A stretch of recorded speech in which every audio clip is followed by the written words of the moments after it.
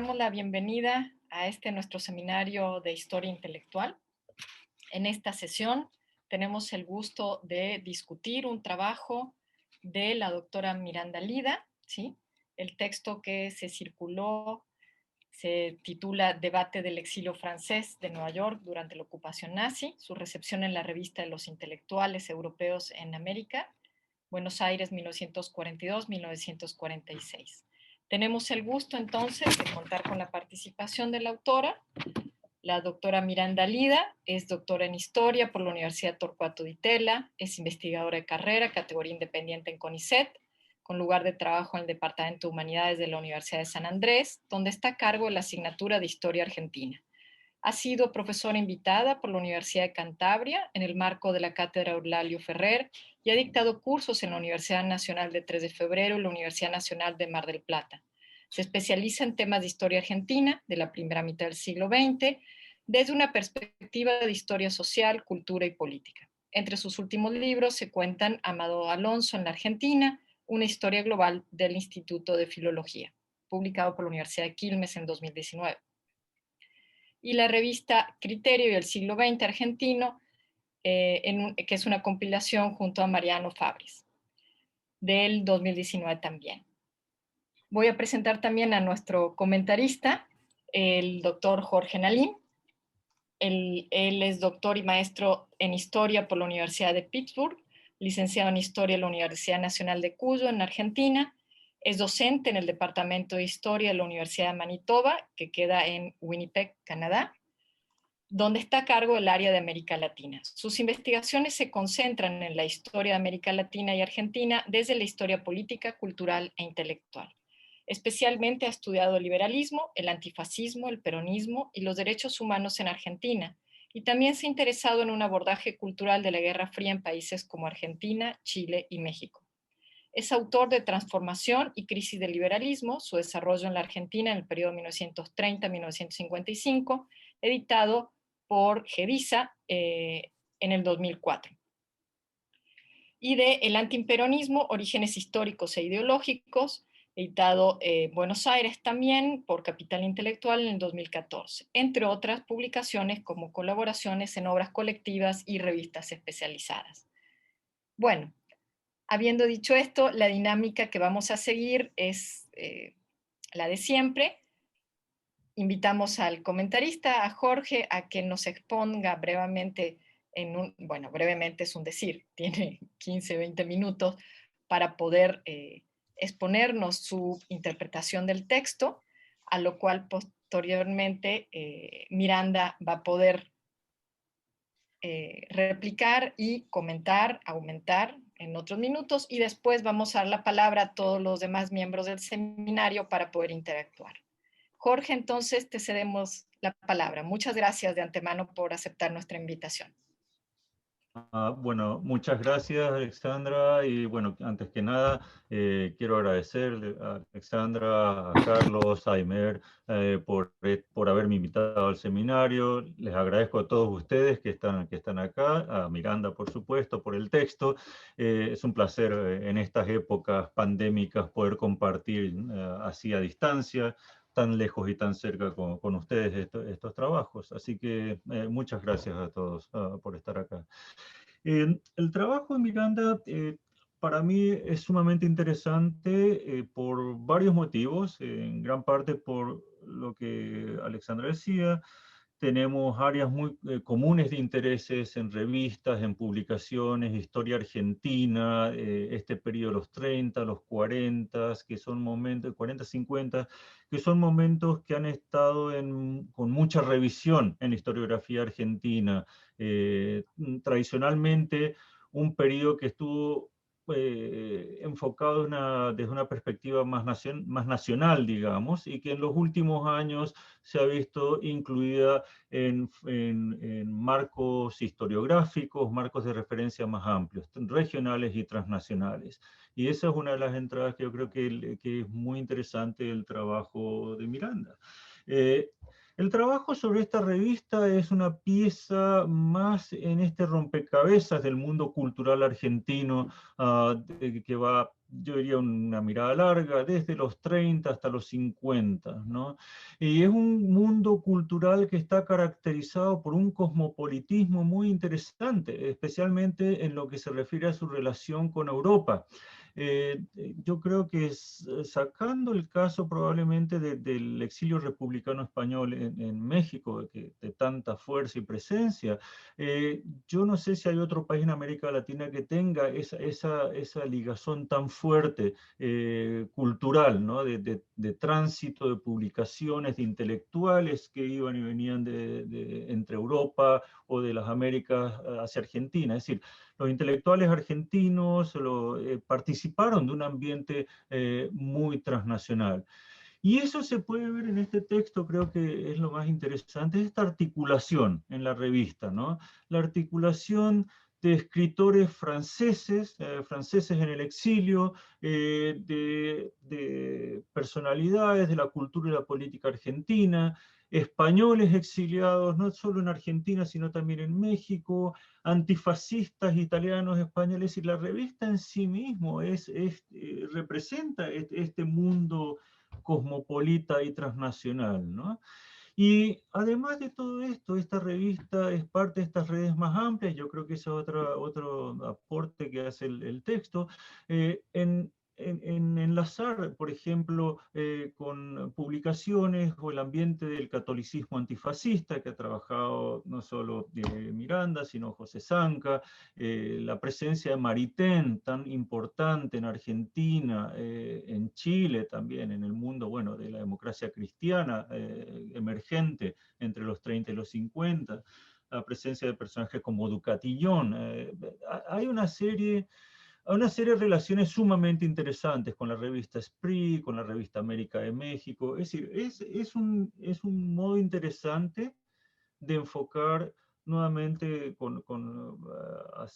haciendo hincapié en toda la producción historiográfica, a la que muchos de los que están acá presentes han sido parte, ¿no? En usar las revistas como espacios de sociabilidad, como nexos para estudiar procesos más amplios. Y ese yo creo que es uno de los aciertos que tiene este texto. Otra cosa que me llamaba la atención del texto de Miranda es el rol que la revista le daba a América, al continente americano y a los intelectuales libres, usando ese término, en la defensa de los valores de la civilización occidental. Y es en la página 8 del texto donde se hace esa proclama inicial de defensa de los valores de la civilización occidental. Y me interesa eso porque eso es parte de un clima de ideas, ¿no? Que circula en este momento en muchas de las publicaciones argentinas y en otras partes de América Latina. Se pueden leer semejantes declaraciones, similares declaraciones en Sur, por ejemplo, en la revista Nosotros a fines de los 30, en la revista América en México, en Cuadernos Americanos también se hace la misma, esta proclama de que la civilización occidental está amenazada, antes de la guerra por el surgimiento de los fascismos, los totalitarismos, y obviamente durante la guerra por las acciones del eje, ¿no? Hay esta revista entonces, la revista de los intelectuales, se inscribe dentro de esa defensa de un humanismo, de un liberalismo humanista, de carácter universal, que está basado en estas ideas de libertad, en estos conceptos del espíritu letrado, ¿no? En una dimensión transnacional. Y de hecho, el tema de la defensa del espíritu, la responsabilidad de los intelectuales frente a la realidad política, es un tema muy candente que se repite en todos estos circuitos, ¿no? Y de los cuales esta revista se hace eco.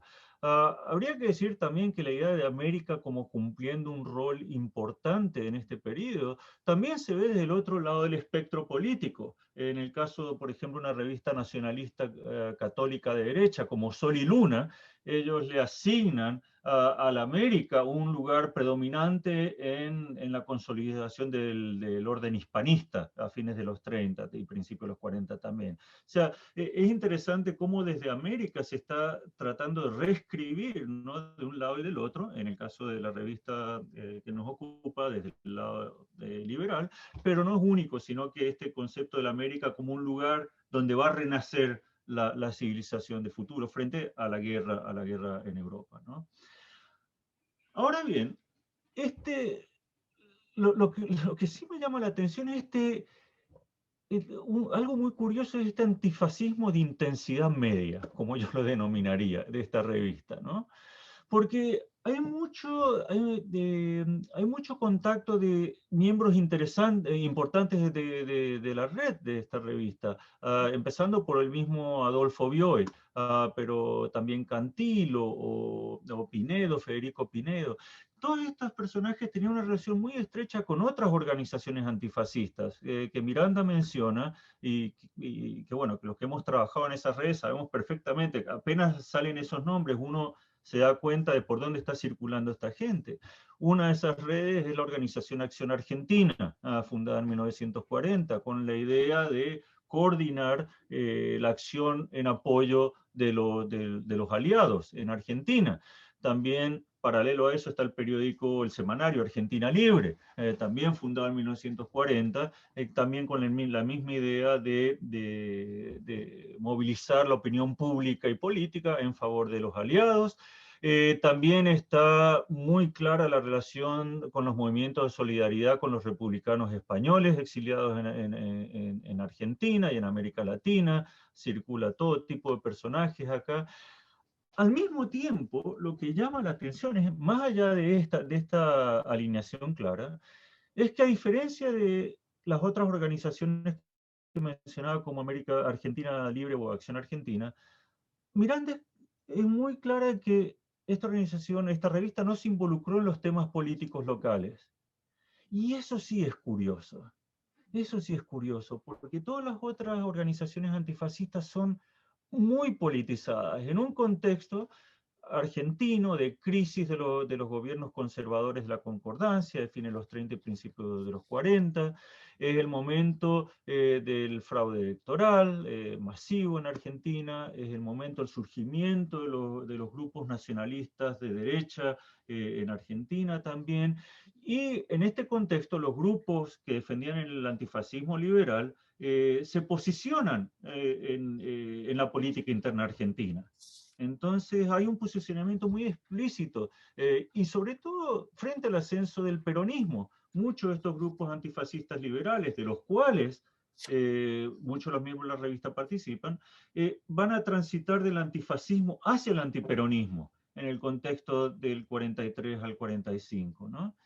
Entonces es curioso que esta revista, que al mismo tiempo tiene una posición tan clara en defensa de Francia, la crítica al antifascismo y todo esto, no tenga una vocación más directamente política, dado los ambientes por donde circulaban. Y el hecho que Francia fue el reflejo e inspiración para los demócratas locales en Argentina, que se oponían a los gobiernos de la concordancia.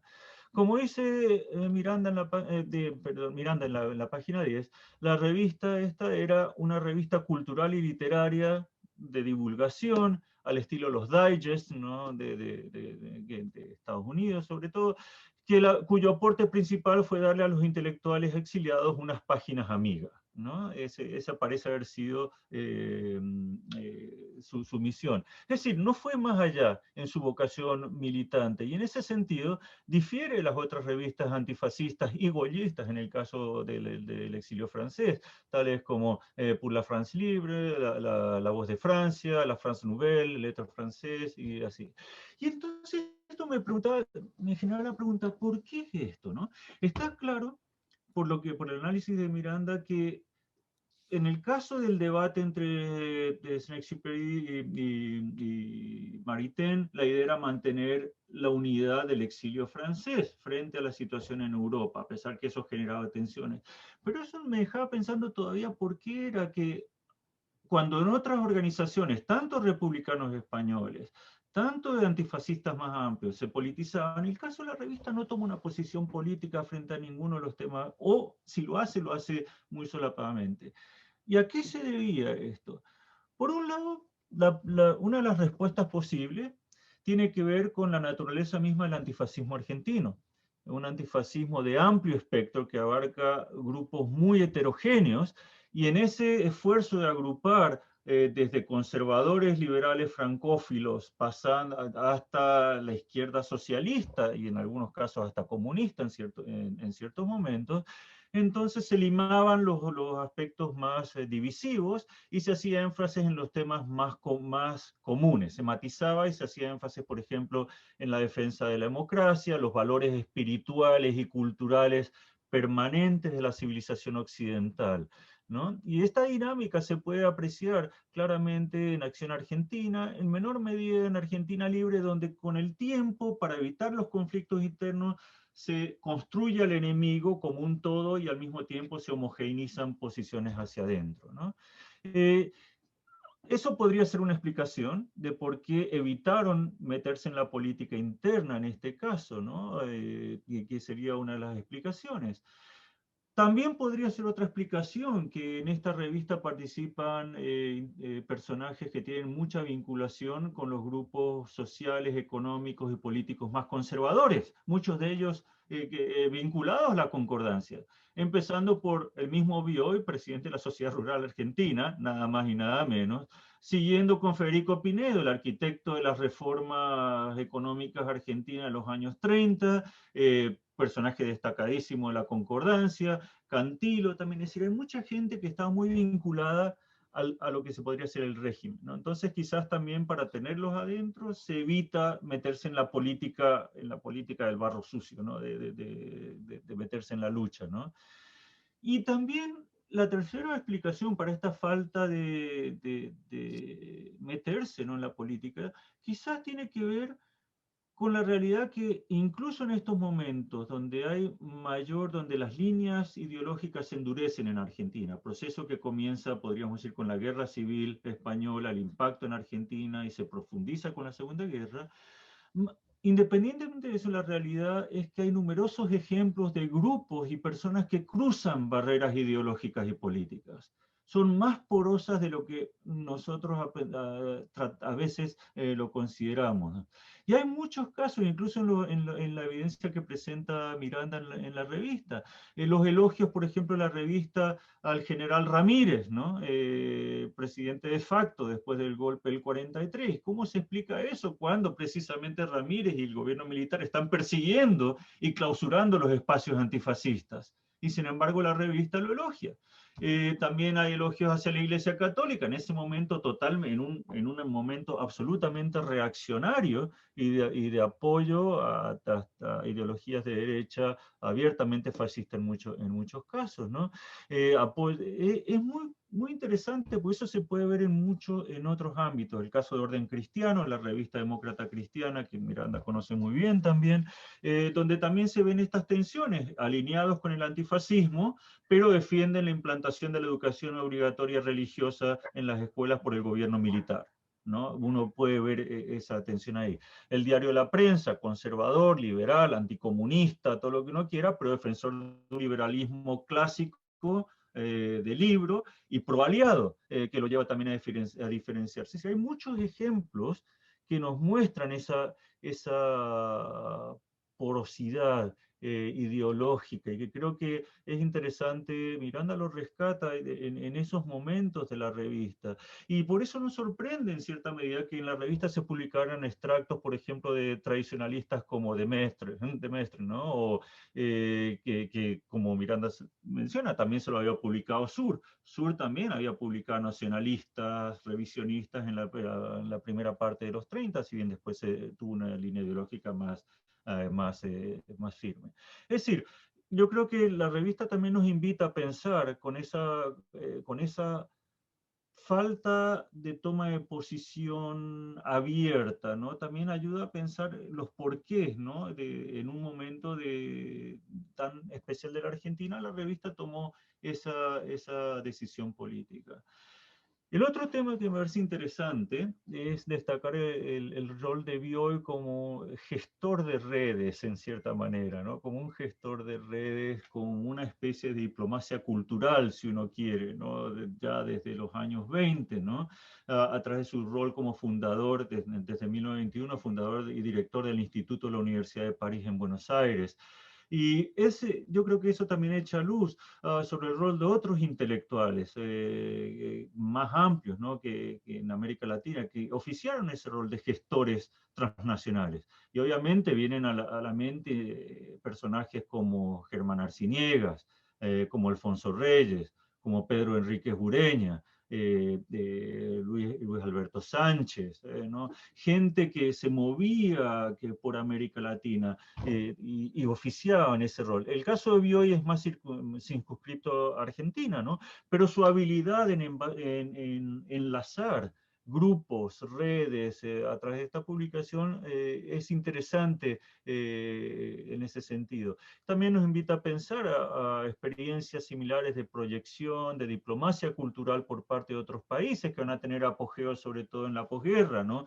El caso del Instituto Goethe, el caso de la Alianza Francesa, el Instituto Cervantes, las instituciones británicas, es decir, o norteamericanas, es decir, hay todo invita a pensar también estos marcos más amplios de cómo funcionan, cómo circulan ideas intelectuales en estos contextos. Me quedan varias preguntas y ya para ir cerrando, porque veo que el tiempo. En primer lugar, Miranda, vos mencionás la vinculación con la revista América de México, que yo trabajé y publiqué sobre ella. Y la pregunta que tengo, y una pregunta que abro también a otras cosas, ¿cómo se manifestó esa relación? ¿Fue a nivel personal, a nivel editorial, a nivel ideológica? Y esa es una pregunta porque el texto tuyo se enfoca mucho en lo que se publicaba en la revista, pero queda un poco detrás cómo se tejían esas redes. ¿Qué había detrás? En unos casos, porque yo conozco el caso argentino de las redes que vos mencionás antifascistas, quizás la circulación de personas me resulta más familiar. Pero me pregunto, ¿cómo se tejió esa red? ¿Cómo se construyó? ¿Cuál era la trama de relaciones? ¿Y qué fuentes documentales se pueden usar más allá de la revista para tratar de echar luz a estas tramas, ¿no? Eh, Esto tiene que ver con la afirmación de que la revista editada en español, como decís, de fuente impronta americanista, dialogaba con escritores exiliados en diferentes latitudes, como mencionas en página 12. ¿Era realmente un diálogo? ¿O estábamos ante una operación de tijera y engrudo, al estilo de copiar y reproducir, más allá de algunos momentos donde el debate, por ejemplo, de Maritain y Saint-Exupéry aparece? Es solo, vos tomás una posición muy clara que sería simplista verla solamente como una caja de resonancia, como solo repitiendo, pero algo queda de esa sensación. Cuando uno termina, algo me quedó como que, ok, ¿qué más hay, ¿no? Detrás de esto? ¿Y cómo se construye la red? Me remití al trabajo de Alexandra, por ejemplo, en el libro sobre las redes intelectuales transnacionales en América Latina durante la entreguerra, sobre la relación que construyó ingenieros, por ejemplo, ¿no? Y Alexandra hace este estudio de la red, quién manda cartas, quién recibe, de dónde viene, a dónde va, qué se publica. Y eso es un poco lo que me quedó un poco la duda, porque es una red muy amplia la que mencionas, republicanos españoles, no son Argentina, Díez Canedo, que va de Argentina a México. Hay mucho movimiento todo esto. ¿Cómo se construye esto? ¿Cómo vio y articula esta red? Se trata quizás algo como lo de Joaquín García Monge en repertorio americano, donde él era el que seleccionaba más, casi a dedo más o menos qué se publicaba o no, o es una red más profunda, más instalada y cómo se construyó, ¿no? Eh, ¿Qué vínculos mantuvo con otras organizaciones antifascistas donde circulaban sus miembros, por ejemplo, el Colegio Libre de Estudios Superiores, también otra institución por la que muchos de las personas estos que mencionás circulaban? Y cómo se comparaba y cuál era la relación con las otras publicaciones, tanto del exilio francés o con las otras instituciones o publicaciones de exiliados italianos o alemanes en Argentina, ¿no? Tal los trabajos de Hermann Friedman, por ejemplo, sobre los alemanes antinazis en Argentina. Hay otros sobre Italia Libre, la comunidad italiana. Entonces, ¿había relación o se trataba solamente de una cuestión más aislada, vinculada exclusivamente al exilio francés, sin mayores esfuerzos por hacer lo que es, establecer un diálogo más profundo con otras comunidades? Estas son las preguntas que un poco que me generó el trabajo. Me pareció sumamente interesante, que invita a continuar el diálogo y que sí, abre muchas preguntas, ¿no? Así que bueno, muchas gracias y felicitaciones. Gracias. Muchas gracias, Jorge. Bueno, le damos la palabra ahora a Miranda, la autora de tan rico texto, para poder responderte y explayarse en lo que considere. Miranda. Sí, buenas tardes. ¿Se escucha bien? Claramente. Tomé muchas notas acá y coincido y tomé algunas expresiones que dijiste que me parecieron muy jugosas, como lo de el antifascismo de intensidad media, ¿no? Me parece que yo ahí quería contar un poco que yo me fasciné con la revista primero, pero después me fasciné con su lectura antifascista, y después me fasciné con Maritain Saint-Exupéry, y entonces me fui. Entonces tiene como varias capas el texto de repente, y que quizás eso sea una cuestión, ¿no? Que tiene distintos enfoques que se van como solapando, ¿no? Donde no se agota, yo creo que el texto no se agota en la revista, si bien la revista es importante en sí, ¿no? Y que, bueno, no, todos los temas que fuiste mencionando son temas centrales, ¿no es cierto? El tema de la política argentina, sí, coincido, y es muy, ¿cómo decir? En cierto sentido, que no tenga intervenciones muy abiertas y que al mismo tiempo que es una revista, digamos, rápido antifascista, tenga esa intervención con respecto a Ramírez, ¿no? Que justamente cuando el gobierno militar purgó universidades en el 43, salga a decir estas cosas del gobierno militar, es decir, bastante poco consistente en ese sentido, porque está muy vinculado a las élites universitarias que de alguna manera con la cual tiende redes para construir la institución esta francesa, y son las universidades las más golpeadas, no solo, pero son una institución muy golpeada por las purgas del gobierno militar, y se calla la boca y dice, bueno, sí, hizo una buena gestión en lo del terremoto de San Juan, y total discreción digo, es bastante, ese silencio, ¿no? Bastante, que habla de una matriz conservadora en el fondo, de un antifascismo de matriz conservadora, ¿no? Lo mismo en otras cuestiones que has ido mencionando, ¿no? De donde hay es cierto que está toda esa, digamos, toda esa apertura cosmopolita, pero siempre filtrada, ¿no? Hay muchos filtros que operan a la hora de alguna manera, digamos, ponerla en acto a esa matriz, ¿no? La presencia de Bernanos, ¿no? Una figura a la que se le presta mucha atención, por ejemplo. A mí me atrapó mucho esta figura de Adolfo Bioy padre como gestor de redes, justamente, con sus limitaciones, porque es una red, digo, no es me parece que es una red con ciertos límites, ¿no? Y que se mueve en un mundo muchísimo más acotado que Alfonso Reyes o Pedro Enríquez Ureña, digo, me parece que como universo ahí es muchísimo más pequeño, ¿no? Pero no deja de ser interesante que hay una red institucional que se está queriendo construir, y que la revista va junto con esa sensación de que la red está fallando porque, bueno, la guerra, obviamente, y que de alguna manera hay que continuar la red por la vía del impreso, ¿no? Me pareció que ahí había algo interesante. Más allá de que sea un caso que uno podría decir en cierta medida pequeño, ¿no? Me quedé pensando con las cosas que preguntaba sobre cómo se construye la red, y me parece que ahí, yo pude ver algunas cartas de Bioy, ¿no? Me parece que ahí Bioy,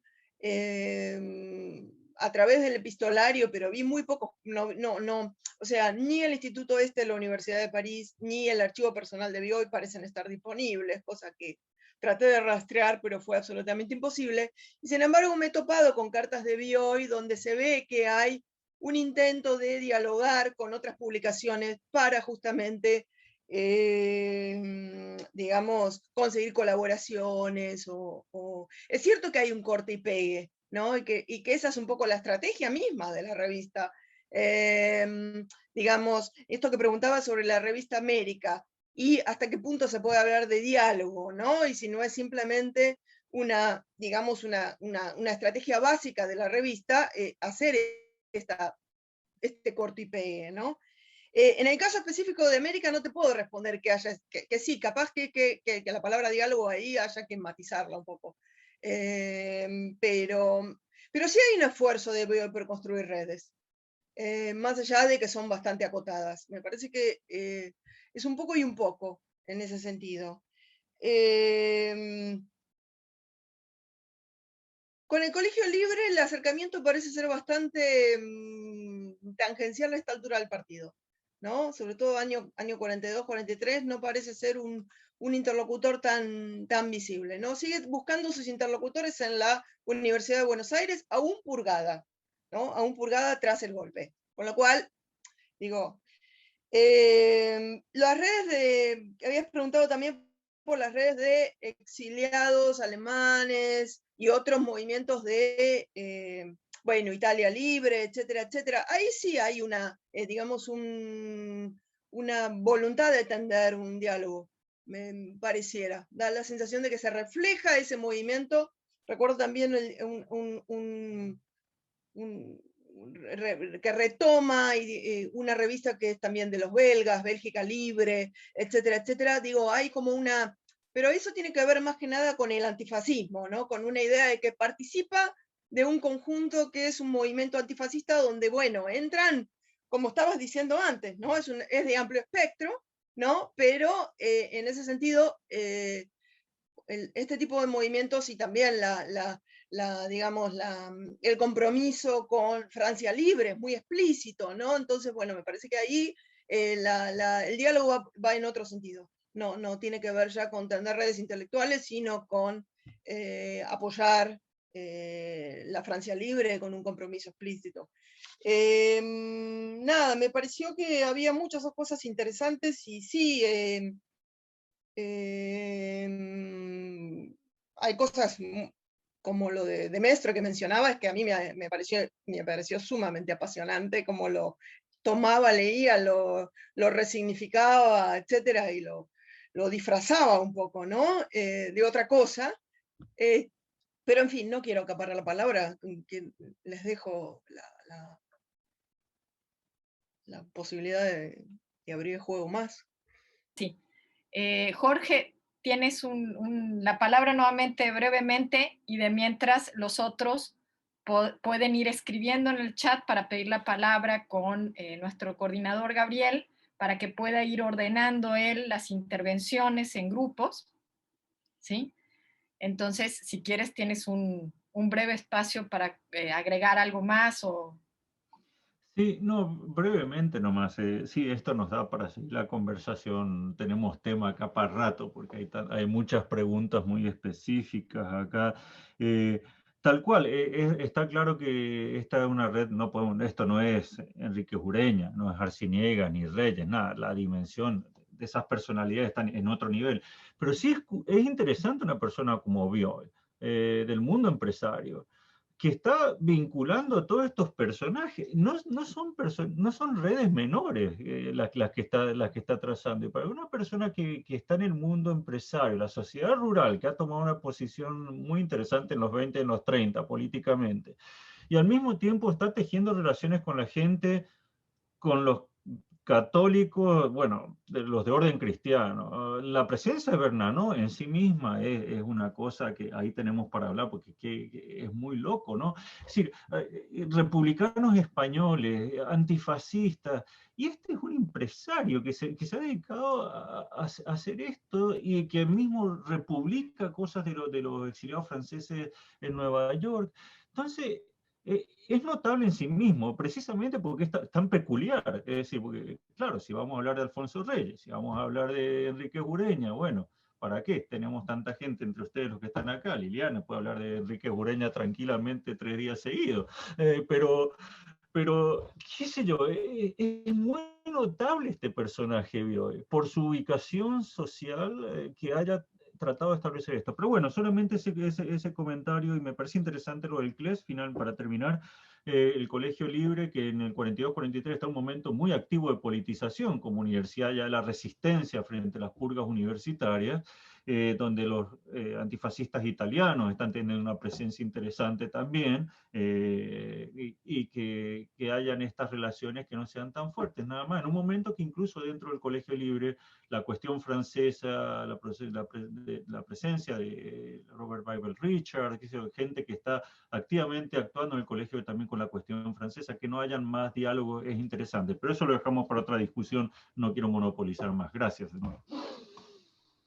Bueno, muchas gracias. Ahora sí, queda abierta a la participación de todos los que estamos aquí presentes. Gabriel va a ir tomando nota, pueden escribirle en el chat o pueden levantar la manito, ya ven que en el Zoom tienen una opción de levantar la mano para pedir su turno, y Gabriel va a ir agrupando de 2 o 3 intervenciones para que no se agrupen. Entonces ahora le cedo un poco la palabra a Gabriel. Perfecto, profesora Alexandra. Muchas gracias. Buenas noches a todos y muchas gracias por su asistencia e interés en el seminario. En el chat tenemos una intervención del profesor Carlos Marichal. No sé si él quisiera leerla directamente o si pues yo la puedo leer perfectamente. ¿Me escuchas? Sí, profesor, lo escuchamos perfectamente. Entonces empezamos con usted, profesor. También me pareció muy interesante la revista. Ahora, también lo que yo quería decir es que hacer una revista de ese tipo, con esos temas, en una ciudad latinoamericana, no sería frecuente. Y yo creo que no es, más allá de las redes, de los que se ponen a escribir y de los promotores, también está el tema de los lectores. O sea, ¿por qué iba a funcionar una revista así? Eso, por ejemplo, en la Ciudad de México en 1942 o así, no creo que hubiera funcionado muy bien, hubiera tenido muy pocos lectores. Hablabas de las redes de gente como Alfonso Reyes, etc. Eso es una red entre personas que se reconstruye a partir de la correspondencia. Uno lo ve y cuando hay información sobre las revistas, saber a quién se manda, etc. Pero en cuanto a un proyecto de revista como este, me parece que evidentemente los promotores creían que ahí iba a haber lectores. No sé cuántos. Entonces mi pregunta es si tienes información sobre la difusión, sobre el impacto de esto en círculos, digamos, culturales o lo que quieras, políticos en Buenos Aires. ¿Hay alguna información al respecto o no? Y vinculado con eso, ¿en qué medida se podría pensar que la prensa en Buenos Aires levantaba los temas estos de la revista? ¿Se ve reflejado de alguna manera u otra? Yo creo que la prensa de Buenos Aires era la más cosmopolita de la época en América Latina. Eso indica que hay mucha gente leyendo e interesándose en los temas de Europa, de la política y de la cultura en Europa en una coyuntura tan dramática. En fin, es un poco más una pregunta sobre si tienes información sobre lectores, si crees que había un ambiente favorable a este tipo de revista en ese momento. Gracias. Muchas gracias, profesor Carlos. Tenemos 2 intervenciones más. Yo le sugeriría a la profesora Miranda que recojamos las 2 intervenciones y le cederíamos la palabra para sus respuestas. En segundo lugar, tendríamos al profesor Jorge Luis Rodríguez Beruf y a continuación seguiría el profesor Aymer Granados. Profesor Jorge, tiene la palabra.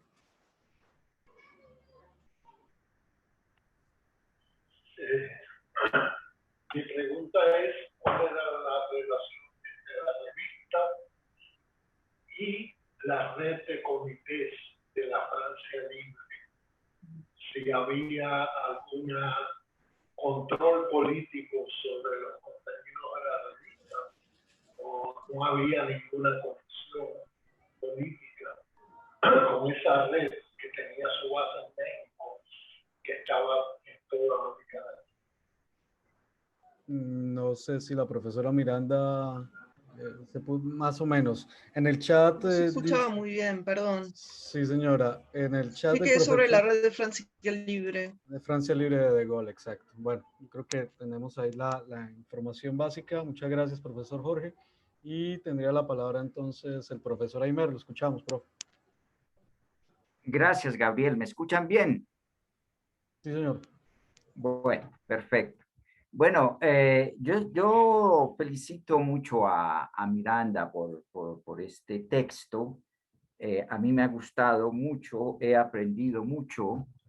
Y te felicito, Miranda, porque yo hice una lectura pensando en que tal vez tú estás pensando en hacer una investigación más amplia sobre este tema, que me parece que aquí hay un primer avisoramiento de ello. Insisto, en clave de historia intelectual, creo que Jorge, los comentarios de Jorge han, digamos, articulado muy bien el tema de las redes, digamos, a lo cual se puede añadir, por ejemplo, en esa supuesta investigación ampliada, porque no te podemos pedir en un texto, digamos, que a lo mejor también y solamente está pensado para artículo,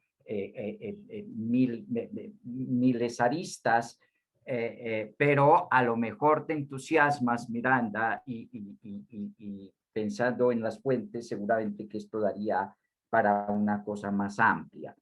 A esto de las redes que destacaba Jorge, bueno, divido mi intervención en dos cuestiones, estos comentarios generales, y luego quiero introducir lo de la polémica en la revista que atraviesa tu texto y que Jorge ha puntualizado muy bien e incluso pues ha dado explicaciones de por qué este aparente neutralismo de la revista que yo polemizaría un poco. Bueno, al asunto de las redes, yo agregaría el importante asunto del problema de los intelectuales, ¿no? En esa futura investigación o en fin, por ejemplo, un mapeo de los intelectuales de ese exilio mucho más integral en América Latina, ¿no? Tú por ahí, digamos, estableces un cierto eje, Ciudad de México, Buenos Aires, con ese carácter transatlántico, hacia, evidentemente, París, quizás Madrid un poco, pero pensando en hacer un mapeo de ese exilio, creo que en América Latina eso estaría muy, muy bien. Luego, que seguramente los orgánicos del régimen de Vichy, los intelectuales orgánicos del régimen de Vichy, y de los que aparecen mucho en tu texto, de los que se quedaron en París un poco encerrados y guardando cierta neutralidad, quizás salvaguardando la integridad física, la vida y la de sus familias, y por las cuales de alguna manera esta polémica aboga en favor de ellos, ¿no?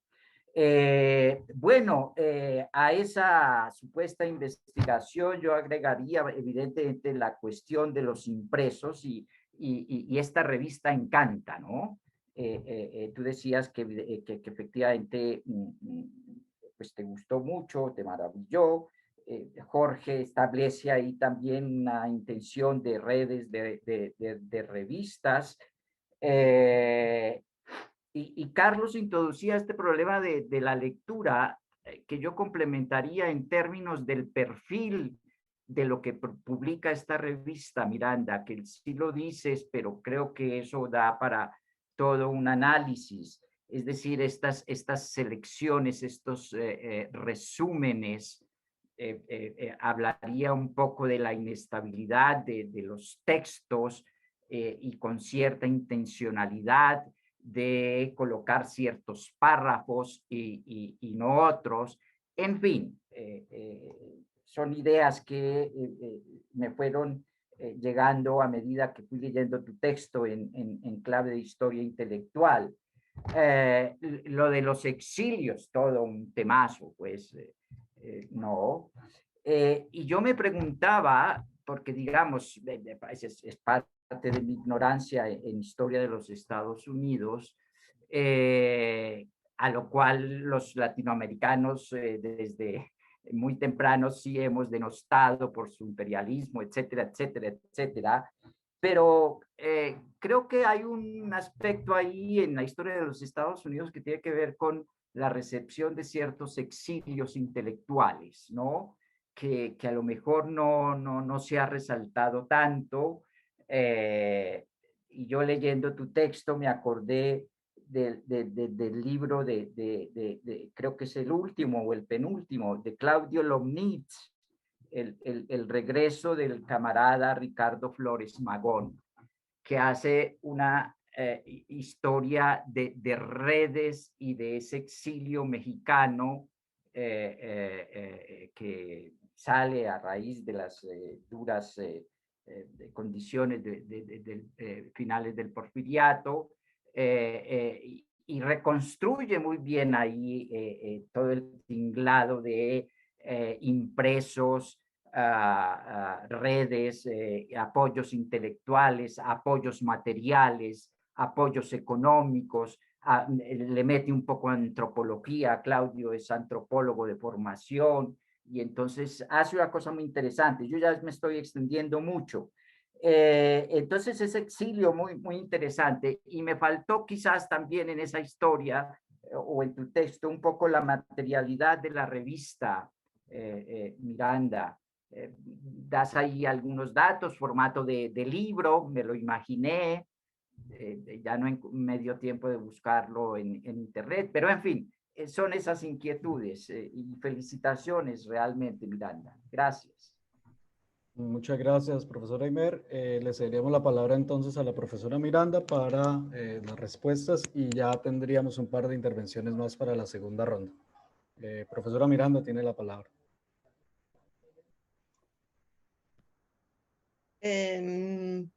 Bueno, muchas preguntas y muy interesantes todas. Voy a tratar de poder responder ordenadamente y equilibradamente. Carlos, creo que fue el primero. Completamente de acuerdo que hay digamos, un ambiente para revistas culturales. Bueno, el diálogo con Sur es bastante directo. Otras como la Nosotros, etcétera, etcétera, muestran un poco ni que hablar, bueno, la publicación del Colegio Libre, muy activa en esta coyuntura, y otras tantas.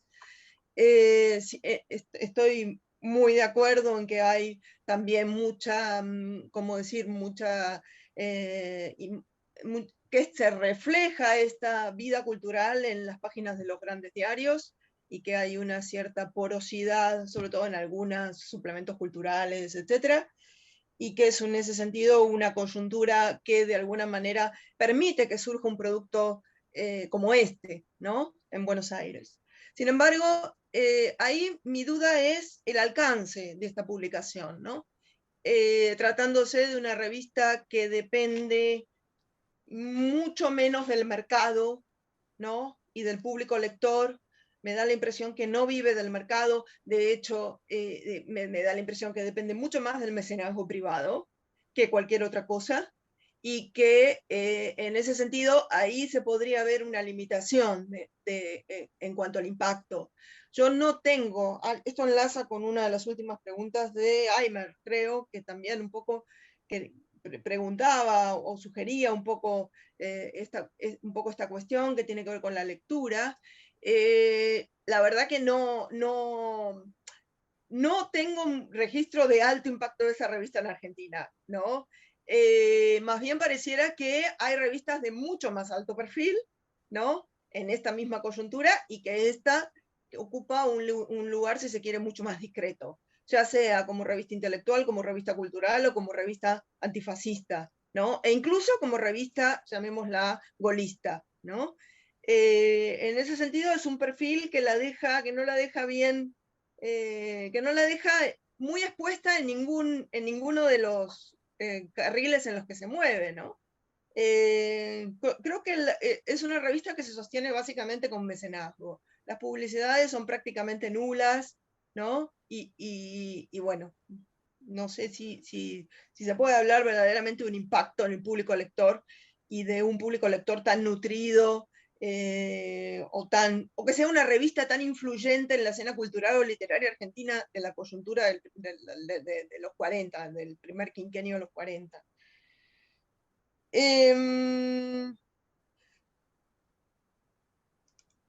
No estoy muy segura si entendí la pregunta de Rodríguez Berús sobre la Francia Libre. Creo que iba en dirección de preguntar, no se veía muy bien, pero me pareció que preguntaba sobre la relación entre la revista y los comités, y si había como una especie de presión por parte de Francia Libre sobre la revista. No estoy muy segura de si era esa la pregunta. La revista no es una revista oficial de Francia Libre. Hay revistas. Escuchas. Es sobre si hay una relación política. Una con relación los política. comités de la Francia Libre. Esa es mi pregunta. Me parece que no hay una relación, pero no hay una relación, ¿cómo decir?, de ser una revista orgánica de Francia Libre. En ese sentido, no, claramente no. No es una revista de Francia Libre, pero es una revista que de alguna manera se pone al servicio de Francia Libre, ¿no? Tampoco hay propaganda de Francia Libre, pero hay de repente algunos, ¿cómo decir?, retratos de Gaulle, y de la causa golista en general, ¿no? Hay como crónicas que se reproducen, o crónicas que provienen de diferentes publicaciones. Digo, no me parece que sea una revista de Francia Libre, si bien es una revista que dialoga con Francia Libre y tiene estrecha relación. En ese sentido me parece que conserva, y no se identifica como tal, ¿no? Si bien no ignora el movimiento de Francia Libre, desde luego, al contrario, colabora. Uno podría decir que colabora de manera bastante abierta. No sé si era esa la cuestión. No estoy muy segura de haber comprendido. Las preguntas, después seguía Aimer, si no me equivoco, donde anoté muchas cuestiones y no sé si puedo responder a todas. Porque algunas, claro, me pareció que van en dirección a hacer un trabajo. Este es un artículo, si se quiere, dicho rápido, más exploratorio y quizás para hacer un trabajo más de fondo, más sobre la revista y demás, de otra envergadura, ¿no? Como proyecto de investigación. Y efectivamente, si me decido ir en esa dirección, tengo que tomar todas las cosas que estuviste diciendo, como para darle más carnadura a problemas que tienen que ver con todos los problemas que estabas mencionando, ¿no? El problema de los intelectuales y su compromiso político, ¿no? Las polémicas, es decir, es cierto que faltaba quizás un abordaje más de fondo en la materialidad, ¿no? En el texto quizás es un poco rápida esa descripción, y cierto perfil ubicándolo en... Yo hago un paneo rápido en el trabajo de las publicaciones francesas, sobre todo para darle un poco de tratar de mostrar un poco la singularidad de esta publicación en relación con esas, pero sin duda el panorama editorial de Buenos Aires, habría muchas otras publicaciones con las que dialogar, comparar y demás, ¿no? Y los de Estados Unidos, sí, ahora que lo mencionaste, veo que hay que verlo del otro lado que habría que verlo cómo llega la revista allá, ¿no? Y no cómo desde Buenos Aires se intenta dialogar o interpelar al grupo de la Maison du Livre Français, de la New School, del grupo de Maritain, sobre todo, ¿no? Me parece que se podrían abrir muchas puertas y muchas ventanas más. Ahora, no sé si me estoy olvidando de algo.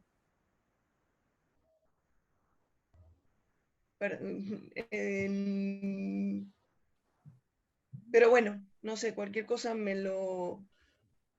Bueno. Gracias, Miranda, gracias. No, de nada, me entró la duda. ¿Me queda alguna...? Sí, profesora. Tenemos en este momento en el chat 2 preguntas más y un comentario de la profesora Weinberg. Me permito leer el comentario de la profesora Weinberg. Felicidades y saludos a Miranda y Jorge. ¿Qué épocas aquellas en que un argentino conmovió y financiaba la filial de una institución francesa en Buenos Aires?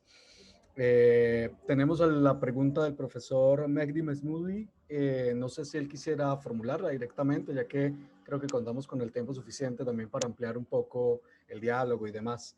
Y luego tendríamos la pregunta de la profesora Mariana Moraes. Tendríamos ese sería el orden de la palabra. Entonces, no sé, profesor Mehdi, si quisiera intervenir. Sí, buenas tardes, tengan ustedes. Me pareció un trabajo muy interesante y la pregunta es muy precisa, ¿no? Y tiene que ver con si había o no diálogos, intercambios entre estos intelectuales a los que se refería con pues estos integrantes, ¿no? De la otra revista en Francia, la Nouvelle Revue Française, y qué es lo que nos puede decir al respecto. Muchas gracias. Perfecto, profesor Mehdi, muchas gracias. Le cederíamos la palabra entonces a la profesora Mariana. Luego podríamos tener la intervención de la profesora Liliana Weinberg y cerraríamos con una pregunta, una intervención de la profesora Alexandra Pitt. Entonces, profesora Mariana, la escuchamos. Gracias, Gabriel. Buenas tardes, noches a todos y todas. Miranda, me gustó muchísimo tu trabajo. En gran medida pensaba un poco, lo comentaba el profesor Granados, que es un texto que promete, o al menos hace que nos ilusionemos con una investigación más grande, más profunda, que se derrame hacia otros lados. Y un poco por ahí iba mi pregunta. Me interesa mucho esto algo que toca tu trabajo, que tiene que ver con los escritores o los debates que la guerra genera entre los escritores. Y no sé, me quedé pensando en el Río de la Plata puntualmente. Hubo muchos choques entre franceses que vivían en el Río de la Plata, ¿no? Entonces pensaba en el caso de Jules Biel, por ejemplo, que tiene un choque muy grande con Roger Caillois, porque Caillois publica, creo que Exil es el texto que publica de Saint-Jean-Perse, lo publica en Lettres Françaises, ¿no? Entonces Supervielle le escribe o lo llama por teléfono, no me acuerdo, malísimo, porque cómo va a publicar a alguien que no quiso unirse, ¿no? a la Francia libre. Y luego, bueno, en el caso también pensaba de la comunidad francesa en Montevideo, no sé si tenés por ahí el dato de la llegada de Léopold Dess, que es justamente un exiliado de los que precisamente perdió la nacionalidad a raíz del gobierno de Vichy, pasa por Río de Janeiro un tiempo y luego pasa por Montevideo, y su llegada y su intervención en algunas actividades de la comunidad y de la Alianza Francesa también generan muchas rispideces en la comunidad. Por eso me parecía bien interesante esta bajada que haces tú al caso de Maritain y Sentex. A mí lo que me interesaba, que lo planteaba ahí en el chat, es preguntarte, bueno, si tenés fuentes o si conoces estudios o si tenés la intención de profundizar más en el funcionamiento del Instituto Francés de Estudios Superiores, que en lo poco que he podido reconstruir a través de, bueno, de alguna correspondencia de Keiwa y lo que aparecen también un poco en el avisaje de revistas, de actividades, ¿no?, que organiza el instituto, tuvo mucha actividad, una actividad que aparte impactó en las dos orillas, no solamente en Buenos Aires, sino que también en Montevideo, y preguntarte un poco eso, porque no he visto por dónde profundizar en lo que tiene que ver con funcionamiento, ¿no? O sea, tengo pocos datos, aparte de lo de Keiwa y que estaba Benillú, y la organización de conferencias, y no mucho más. Entonces, ver si ibas a ir por ahí, porque me parece muy interesante este foco en instituciones. O sea, que es algo que creo que tenemos bastante desatendido en el marco bueno, de la historia intelectual y cultural, mirar un poquito más a las instituciones y a raíz de las instituciones también empezar a mirar un poquito más los impresos, ¿no? Vinculados a instituciones, o las revistas vinculadas a instituciones. Bueno, eso, así no dejo espacio. Gracias, Miranda. Muchas gracias, profesora Mariana. Cerraríamos esta intervención, esta ronda de intervenciones con cediéndole la palabra a la profesora Liliana Weinberg, y allí le entregaríamos nuevamente la palabra a la profesora Miranda para que pueda recoger lo que se ha comentado hasta el momento. Entonces, profesora Liliana, tiene la palabra. Sí, además de reiterar mis saludos y felicitaciones, decir que esto que está trabajando Miranda nos ilumina más sobre el tiempo largo de lo que representó la cultura, las instituciones francesas en el Río de la Plata, el vínculo, por ejemplo, cuando Reyes en 36 pronuncia sus famosas notas sobre la inteligencia americana en el marco del Congreso de los Pen Club y la 7ª conversación de la Organización de Cooperación Intelectual, parecería que fue una cosa que surge de repente en ciertas condiciones, y vemos que hay un largo y denso piso mucho más profundo a largo plazo, que aquí se confirma después, se confirma con el trabajo de Miranda, ¿no? Y la idea de política cultural, es decir, cuando la cultura, la idea de civilización, de cosmopolitismo, el papel del intelectual, funciona como política, es decir, la política cultural usada en un sentido fuerte de política, ¿no? Entonces, pienso que es una pieza importantísima de este rompecabezas que puede empezar a trazarse para entender además el sentido, el significado que podía tener el término Collège de France, que después el Colegio de México retomará, los guiños, los implícitos que cargan estas instituciones también. Muchas gracias, profesora Liliana. Profesora Miranda, tiene la palabra.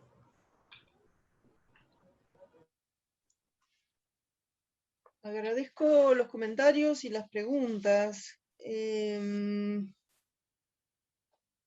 Voy a un poco alterar el orden, porque hay dos que me parece que van bastante juntas, ¿no? Que tienen puntos de contacto, que son los comentarios de Liliana y de Mariana, ¿no? Que tocan instituciones y que tocan, digamos, las instituciones francesas en la Argentina. Me parece que sí, que coincido plenamente con lo que decía Liliana, ¿no? En cuanto a que esta es una presencia bastante, uno podría decir, temprana, en cierto sentido, la creación de instituciones para un cierto intercambio cultural, como se ve acá en los años 20, ¿no? Yo lo que quería agregar a esto, y ahora completo con la pregunta también de Mariana, es que a mí me interesó mucho, yo llegué a este tema de una manera, a esta revista en particular y a este tema de una manera un poco tangencial, porque yo estaba trabajando Amado Alonso, que aparentemente no tiene nada que ver con estas redes francesas, pero me encontraba como interlocutores de redes de exiliados republicanos que de repente aparecía esta revista. Y la figura de Bioy, que me llevaba por otra dirección, pero que, si bien eran direcciones muy distintas, y porque Amado Alonso va a ser una figura que forma parte de redes que conectan con exilio republicano, sobre todo científico en la Argentina, ¿no? Porque me hacía pensar que las redes del exilio español son redes del exilio antifascista y son redes del exilio que a veces la nacionalidad se diluye, ¿no? Porque Amado Alonso participa de redes donde hay italianos, donde hay franceses, donde hay españoles, y donde decir exilio republicano español o exilio científico republicano español, quizás lo español por momentos sea menos relevante en el caso argentino, porque esas redes son mucho más chicas y hay otras nacionalidades que no son, por ejemplo, Benillú circula por el Instituto de Filología de donde está Amado Alonso, entonces me topaba con exilios que no se podían circunscribir a lo español, y ahí empecé a interesarme mucho por el caso italiano y el caso francés, sobre todo estos dos. El caso italiano está muy trabajado para la Argentina, está bastante trabajado. Ahora, el caso francés y el caso de Bioy particularmente, bueno, porque con esta institución me detuve porque he trabajado la Cultural Española de Buenos Aires, ¿no? La institución paralela, un poco quizás más grande, diría, porque, bueno, tenía un apoyo oficial de la élite española en la Argentina, y entonces eso le daba un respaldo mucho más fuerte, porque no estaba atado a un solo apellido, sino a toda una, digamos, a élite española, donde había gente de élite científica, pero también élite empresarial, ¿no? Había una fuerte relación con la élite bancaria, ¿no? Y entonces estos cruces, desde el lado argentino, se me diluía la cuestión nacional, o parecía mucho más internacionalista, ¿no? Más cosmopolita, incluso el tema del exilio, ¿no? Abordado desde la Argentina, porque y en este sentido me metí con o sea, yo en ese sentido entré a seguir la trayectoria de Bioy, una figura Bioy padre, que no está para nada trabajada, o sea, sí en la esfera política, como lo marcó Jorge, ¿no? El Bioy vinculado a los gobiernos conservadores de los 30, fue funcionario del gobierno de Uriburu, que es decir mucho para el contexto argentino, fue presidente de la sociedad rural, cosa que también es decir mucho para el contexto argentino, pero uno saca esa faceta de Bioy y se encuentra con que hay una figura mucho más multifacética, ¿no? Donde construye un instituto que intenta emular institutos que están funcionando en la Argentina en un momento de mucha... Estoy acá tomando las ideas de Pablo Grubinder sobre cómo surgen institutos internacionales, de intercambio internacional en la Argentina de los 20 y los 30. Esto vale para españoles, franceses, alemanes, incluso la cultural argentina norteamericana, etcétera, etcétera. Hay una proliferación de instituciones transnacionales que se forman en la Argentina en este periodo, que apuntan en la dirección de crear redes transnacionales vinculando las universidades argentinas con, en especial la Universidad de Buenos Aires, pero no solo, ¿no? Con las redes, sobre todo europeas. Y en este sentido entra la agenda de Bioy, ¿no? El Instituto de Bioy, lamentablemente, no parece haber archivos disponibles, y las cosas que se consiguen son cosas que el mismo instituto publicó, o cosas sueltas que aparecen en archivos, pero que no son un archivo sistemático. Lamentablemente, por ahora no parece haber nada de Bioy. El hijo opacó al padre, y no hay modo es medio difícil reconstruir el Instituto de la Universidad de París. El Instituto Francés de Estudios Superiores, hasta ahora también me ha pasado lo mismo, ¿no? La posibilidad de acceder a archivos documentales, que era un poco lo que estabas preguntando, Mariana, no lo estoy viendo como posible. Por ahora, no sé, nunca se sabe qué puede ocurrir, me parece que sería un aporte valioso ver una trama institucional, ¿no? En este caso muy estrechamente vinculada a una figura, a una persona, ¿no? Por eso las conecté las preguntas, porque me parecía que se podían pensar juntas, ¿no? Y dejé un poco de lado la pregunta sobre la Nouvelle Revue Française, que sí, en efecto, queda un poco la pregunta de Mehdi, ahora no lo encuentro en la pantalla, pero debe estar por ahí. Sí. Sobre la Nouvelle Revue Française, donde sí, por supuesto que es una revista que aparece de alguna manera como en el centro de la vida intelectual francesa. Pero sin embargo, pareciera que la relación con la revista, con la Nouvelle Revue Française, entra más hacia el final, ¿no? Que no está tanto, sobre todo con los nombres que pusiste en el chat, ¿no? Benda, Paul Valéry, etcétera, ¿no? No sé, me parece que la apertura, y un poco parece preocupante esa idea de que, de que la intelectualidad francesa es la sensación que transmite la revista de que, bueno, cuando está por llegar la posguerra, cuando está por acabarse la guerra, empieza a haber una suerte de sensación de, por un lado, alegría, porque se acaba la guerra y porque llegaría eventualmente ese final tan esperado, ¿no? Pero por otro lado, la idea es, lo que preocupa de alguna manera es que claramente el mundo intelectual francés va a complejizarse, va a eclosionar y esta revista va a perder el foco, ¿no? Hay algo ahí que hace que termine siendo termine bastante, ¿cómo decirlo? Un final bastante triste, uno podría decir, ¿no? Porque no logra enlazar con las grandes voces que van a surgir, sobre todo fin de la guerra, posguerra, ¿no? De la intelectualidad francesa. Me parece que hay algo ahí que tiene que ver con esta matriz conservadora, en el fondo, de la revista. Perfecto, profesora Miranda, muchas gracias. Tendríamos entonces la intervención de la profesora Alexandra y luego hay una pregunta larga en el chat, pero creo que la profesora Antonia la podría compartir de viva voz. Entonces, profe Alexandra, tiene la palabra. Sí, muchas gracias. Gracias, Miranda, por tu sugerente texto y a Jorge por sus interesantes comentarios. Yo quisiera retomar algo que tú mencionabas recién, que ha salido a la luz en varios comentarios, este tema de la institucionalización, ¿no? Es un tema que no podemos dejar de lado, que realmente creo que marca una distinción muy importante para aquellos que estudiamos revistas entre los 30 y los 40. ¿Sí? Creo que no podemos ver, por lo menos para mí, que vengo al revés, vengo de los estudios de la revista de los 20 y después me fui entrando a los 30 y después estudio los 40, es un mundo distinto, un mundo en el cual, y ahí quiero retomar un poco uno de los comentarios que te hacía Jorge sobre este tema de lo tenue o de este antifascismo intermedio, ¿cómo llamarlo?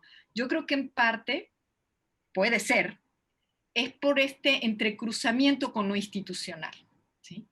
Y este entrecruzamiento con las redes académicas institucionales lo hacen, o aparentemente, un poco más neutro, ¿sí? Entre otras, no porque no sea conservador, como tú has enfatizado, ¿sí? Sino porque le da una neutralidad académica, por decirlo de alguna manera, distinta, ¿sí? Estas redes, por ejemplo, no casualmente van a tener una geografía, ¿sí? Y estas revistas van a tener un tono distinto, muy distinto al de los 20, muy distinto de los 30. Por supuesto, también podemos compararlas con las que ya te mencionaron, es decir, con aquellas de los 40 que siguen teniendo un perfil político, militante, mucho más ideologizante, ¿sí? Pero efectivamente vamos a aparecer otro tono de revistas, otro tipo de revistas, a las cuales no le podemos pedir lo mismo que las revistas que teníamos antes, porque ya están cruzadas por un proceso de institucionalización. Y en ese proceso de institucionalización, las redes intelectuales, a mi juicio, funcionan con otro tipo de códigos. Ahí sí podemos ver, por ejemplo, y ahí sí tiene sentido entender lo que tú mencionabas del papel de Ricardo Levene en la revista que tú estudias, ¿no? Es decir, como un personaje que en realidad están cuestionado por una parte, ¿sí? Políticamente, por otra parte, en estas redes de revistas académicas tiene un papel importante como fundador de instituciones. Y entonces eso le da un permiso, un hándicap, no sé cómo ponerlo, ¿sí? Entonces yo creo que eso es interesante reflexionarlo desde esa especificidad y no desde la especificidad de las revistas culturales a las cuales tal vez estamos acostumbrados a tratar, ¿no? Por otra parte, creo que eso pone el dedo o enfatiza algo que a veces olvidamos, que es el papel de Nueva York.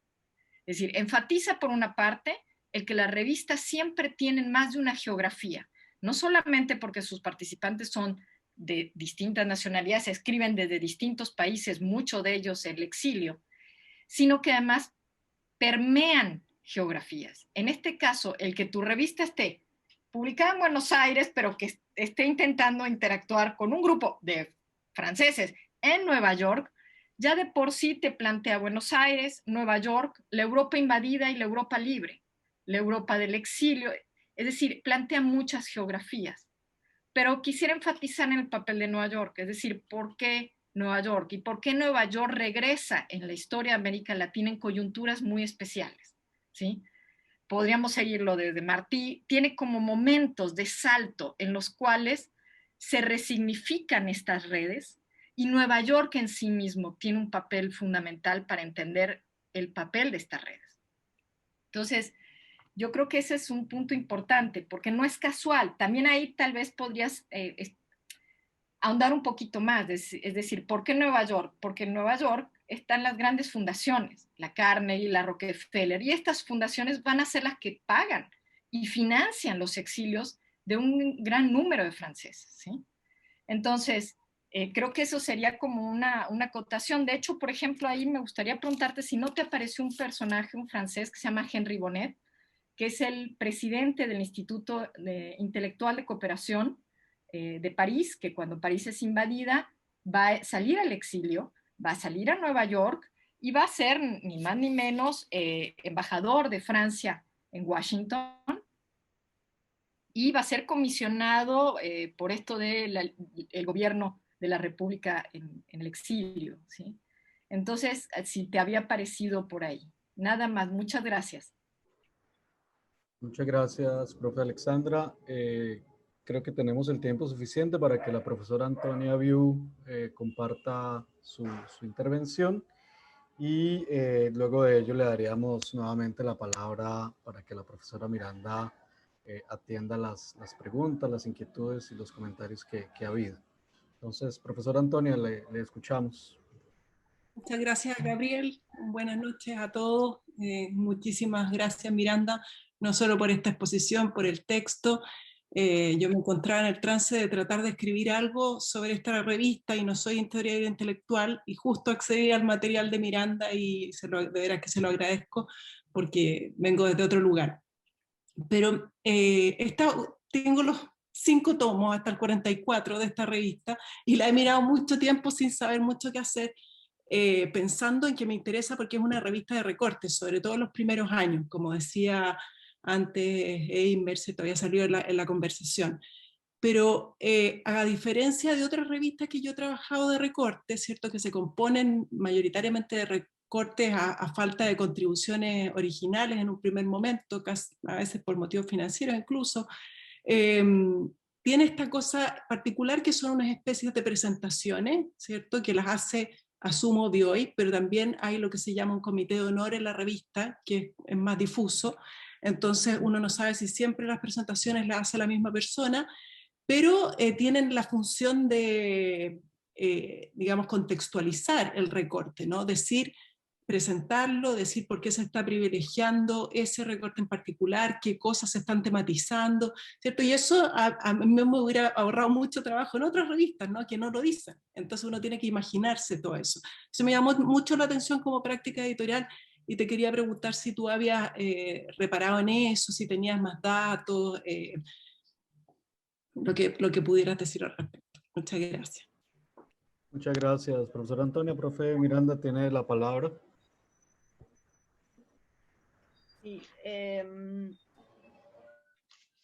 entonces, los comentarios de Alexandra. Estoy muy de acuerdo con esta cuestión de digamos, el anclaje de la revista en lo institucional es clave para entender la revista. O sea, que esta revista sin ese anclaje en la institución no se entiende buena parte de su sentido, porque de alguna manera la revista es qué podemos hacer ahora que no podemos hacer lo que habitualmente hacíamos como institución, ¿no? Entonces hay como una salvar ese vacío que la misma que la guerra impone, ¿no? La ocupación francesa, la ocupación nazi de Francia y la guerra imponen, ¿no? En ese sentido es crucial eso. Aunque se trata de una institución pequeña y con todas sus limitaciones, etcétera, y demás, me parece que de alguna manera hay ahí una clave para entender cómo esta revista se mueve, y luego lo de si el carácter conservador o moderadamente conservador de la revista en un sentido antifascista, aún siendo antifascista, conservadora,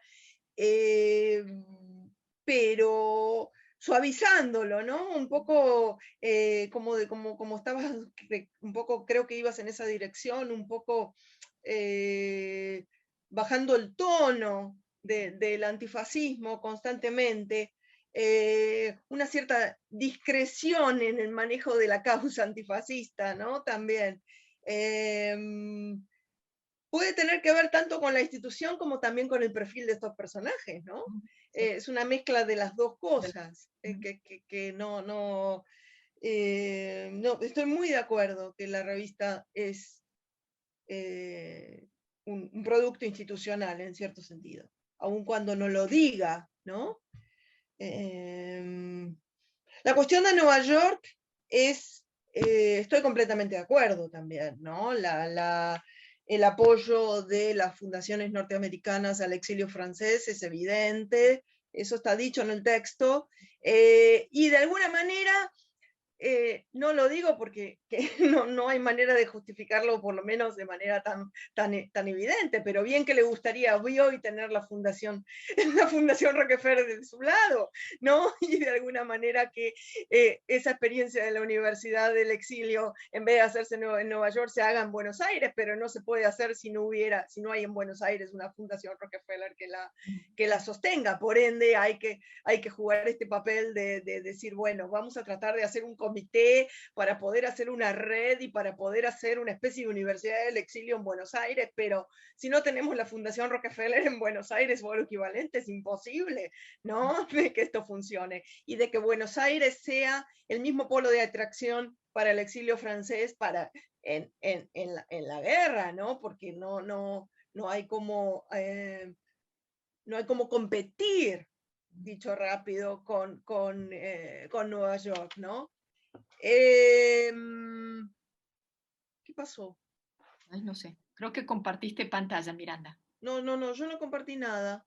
¿No? Podría haber compartido porque tengo unas fotos por ahí, pero no compartí nada. Dice que algo... es de Daniel Weiswein. Okay. Sí, Daniel Weiswein. Bueno, ya está, habrá sido un error. Bueno, nada, me preguntabas por Henry Bonnet y ahora no tengo ningún dato a mano como para decirte. Si me lo cruzo o me viene a la mente alguna referencia, te paso el dato. Gracias. El Comité de Honor. Es cierto que es sorprendente la presencia de ese Comité de Honor presidido por Bioy, con todos los nombres que aparecen mencionados, ¿no? Yo ahí pienso que este es un producto muy vinculado a las élites políticas y a las élites económicas, ¿no? Y el solo nombre de Comité de Honor hace pensar en eso, ¿no? Que a pesar de que es una revista de recortes, es una revista que uno podría decir que no tiene tanta carnadura, tiene un comité de honor porque está vinculado a esta red de relaciones sociales y políticas, ¿no? Que la prestigian o que de algún modo le dan un respaldo, sí, que van en esa dirección, ¿no? Me parece que va por ahí la cosa, por eso pone un comité de honor, para decir, a pesar de todo, a pesar de que es una revista digest, una revista de selecciones, es una revista de selecciones hecha por nosotros, gente de la élite, del corazón de la élite política y social de la Argentina, ¿no? Gente vinculada al Jockey Club, que se lanzan al ruedo con un evento en el Jockey Club. Digo, esto para una revista antifascista es bastante peculiar, ¿no? Me parece que va por ahí, es la pertenencia de clase en última instancia, lo que de alguna manera podría poner como argumento. Es cierto, no lo puse en el texto, lo tendría que haber puesto. Pero bueno, lo digo intuitivamente porque trajiste la pregunta y me hizo pensar que tendría que haber puesto muchas más cosas en las que han surgido en esta charla, que da para mucho más y bueno, nada. Perfecto, profesora Miranda, muchas gracias. Creo que todavía tenemos algunos minutos más para quien quiera intervenir, pedir la palabra, escuchar las apreciaciones generales, no solo sobre el texto, sino sobre la temática en general que nos ha convocado el día de hoy. El profesor Jorge quisiera intervenir. Tiene la palabra, profesor. Muchas gracias, Gabriel. Sí, solo un par de comentarios finales. Esto de largar una revista antifascista en el Jockey Club, todo esto que mencionaba, es lo más loco que uno ha escuchado. Yo me imagino los antifascistas, los camaradas del otro lado, ¿no? Comunistas, socialistas, viendo este antifascismo paquete, ¿no? En fin, debe haber sido una cosa increíble. Me gustaría leer qué decía La Vanguardia, qué decían los periódicos comunistas cuando sacaron esta cosa tan exótica. Debe haber sido para alquilar balcones, en fin. Pero volviendo un tema, un poco a la pregunta, me parece interesante la pregunta de Alexandra y tu respuesta acerca del tono de la revista y el público lector, porque es cierto, uno tiende a quedarse pensando en revistas y publicaciones como que no cambian, pero el público lector, la audiencia, y sabemos que en el caso argentino, el proceso de democratización de la cultura, el proceso de creación de un público letrado fue muy, muy importante, ya digamos a principios del siglo XX, pero sobre todo 30, 40, 50, las épocas de oro, ¿no? de las editoriales argentinas, ¿no? Entonces eso es interesante para pensarlo, cómo la revista respondía o no a eso. Como vos decís, también una revista muy rara, porque una revista casi como el capricho de Bioy, por decirlo de alguna manera. Yo tengo la plata, la publico, en fin, buena hora que lo hizo, pero es muy interesante que no estaba sujeta como tantas otras revistas que publicaban los números y cerraban porque no les daba más la plata, ¿no? Esa es la realidad. En este caso duró un poco más, quizás por el aporte de los mecenas. Y el tema de Nueva York y París, es verdad que hay una transición cultural, se puede ver, y es interesante cómo empalma con la Guerra Fría, con el surgimiento de la Guerra Fría acá. Y el eje se resignifica, y yo estoy pensando acá un poco en el tema que yo investigo, el Congreso por la Libertad de la Cultura, esta organización antifascista, donde muchos de estos antifascistas de los 30 y 40 van a devenir luego en anticomunistas, ¿no? Que es lo que estaba trabajando en México, en Argentina, en Chile.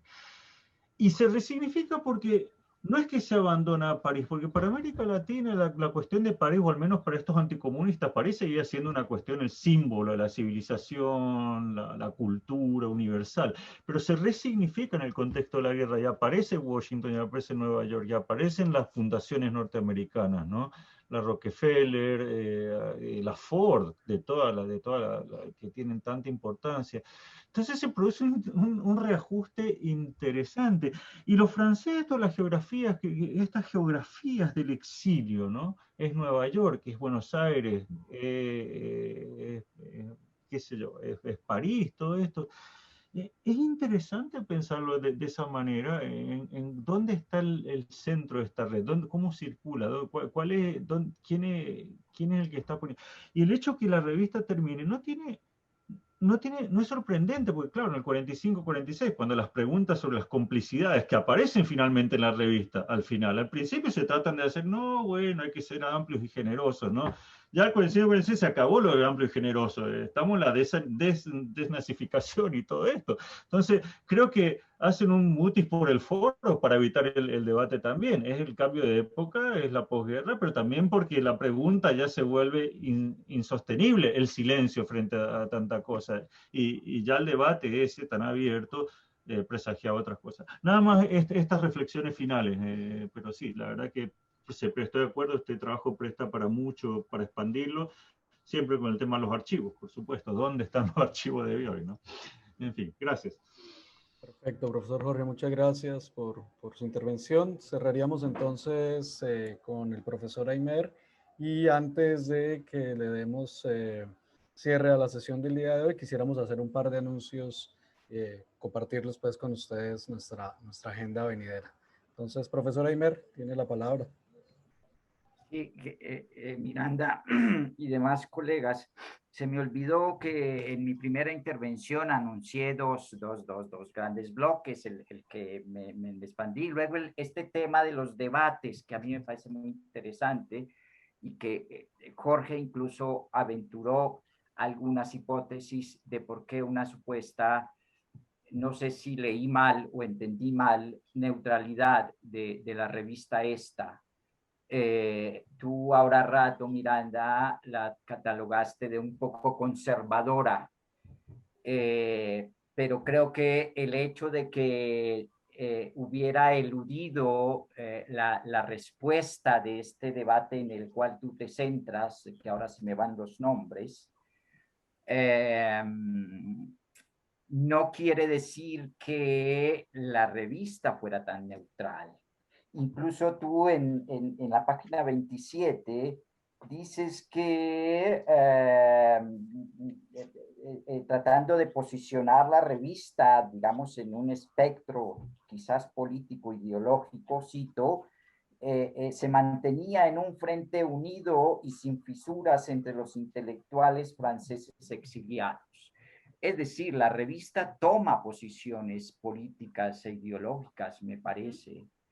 El hecho de que tenga un cierto perfil literario, creo que tampoco le niega, digamos, ese posicionamiento en el espectro ideológico. Era lo que quería comentar. Muchas gracias, profesor Aymer. Bueno, finalmente le cederíamos la palabra, obviamente, a la doctora Miranda, y con esto, pues sí, ya terminaríamos por la jornada de hoy. Doctora Miranda, la escuchamos. Sí, está prendido.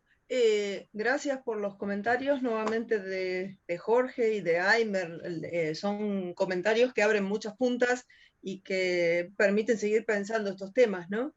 En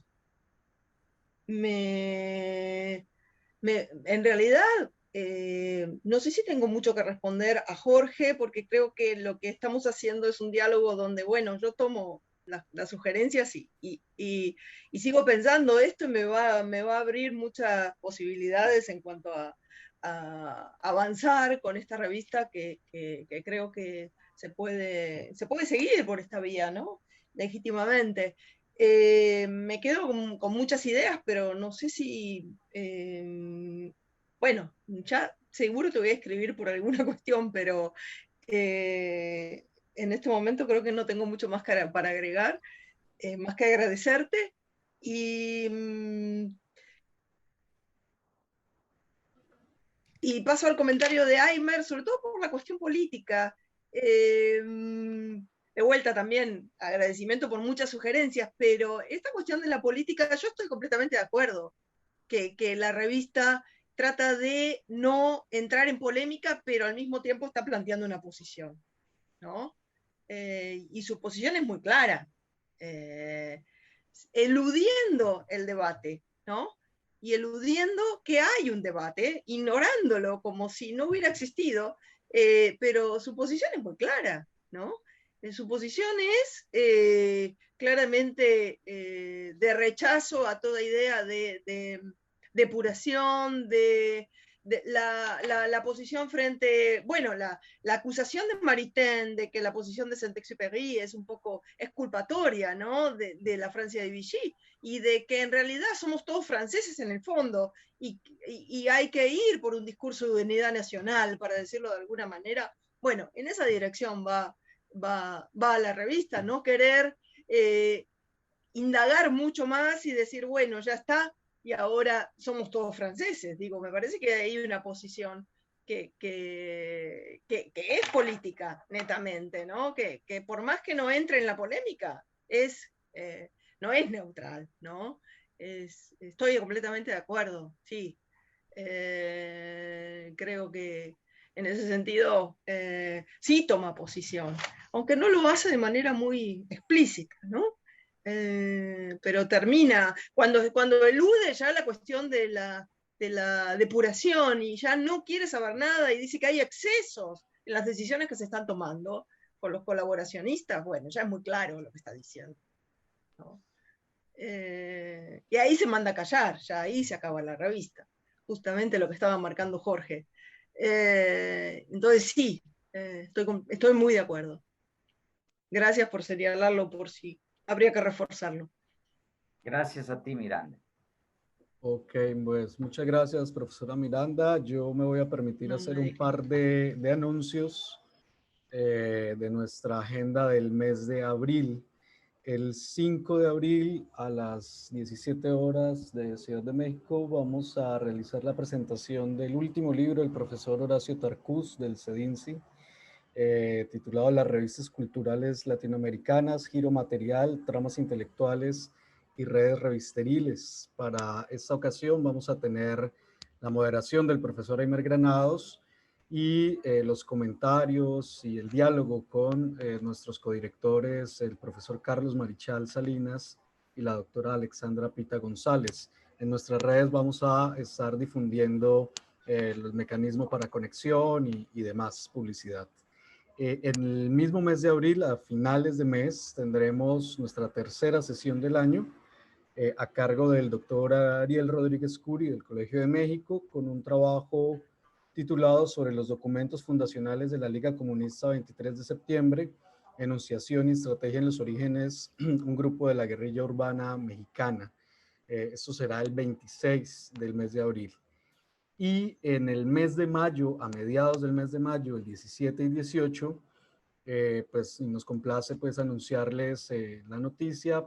Tenemos programado un evento de homenaje al profesor Horacio Crespo, quien si mal no estoy nos acompaña esta noche, a su trayectoria, a la importancia pues de su labor intelectual, académica en la Academia Latinoamericana. Este evento de homenaje tendrá 2 jornadas de encuentro con profesores de diferentes partes del continente en torno a una obra titulada, valga la reiteración, en torno a la historiografía latinoamericana, conceptos y ensayos. Esto será en las horas de la mañana de estos días 17 y 18 de mayo. Oportunamente también estaremos anunciando todo lo relacionado con la conexión, la programación específica en nuestras redes sociales, en nuestras bases de correos, y obviamente les invitamos a que nos acompañen a estos 3 eventos que tenemos en la agenda. Entonces, le cedería con eso la palabra a la profesora Alexandra para la despedida, y pues muchísimas gracias por su amabilidad.